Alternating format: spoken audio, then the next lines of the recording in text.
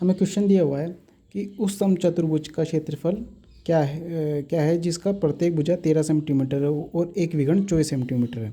जो समचतुर्भुज होता है, तो ये देखिए हमारे पास ये समचतुर्भुज है,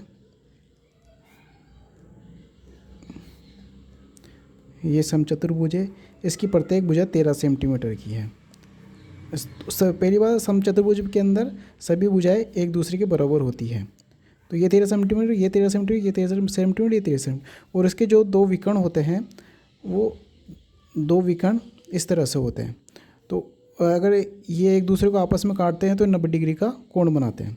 तो अब हमें एक विकर्ण दे रखा है जो 24 सेंटीमीटर का है, जो ये पूरा एक विकर्ण 24 सेंटीमीटर का है। तो इसका क्षेत्रफल ज्ञात करने का जो फॉर्मूला होता है वो D बराबर 1/2 D1 इंटू D2, सॉरी ये एरिया हो जाएगा।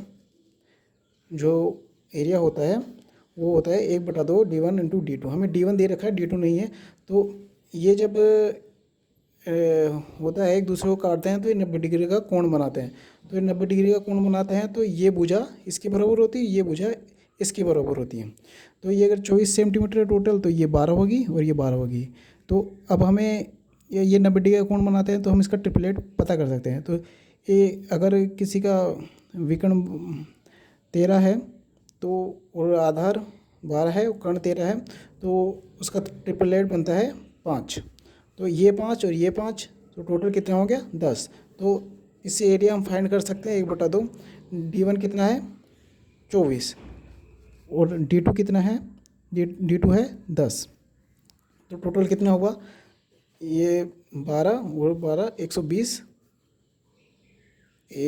Centimetre square. ये हमारा आंसर हो गया।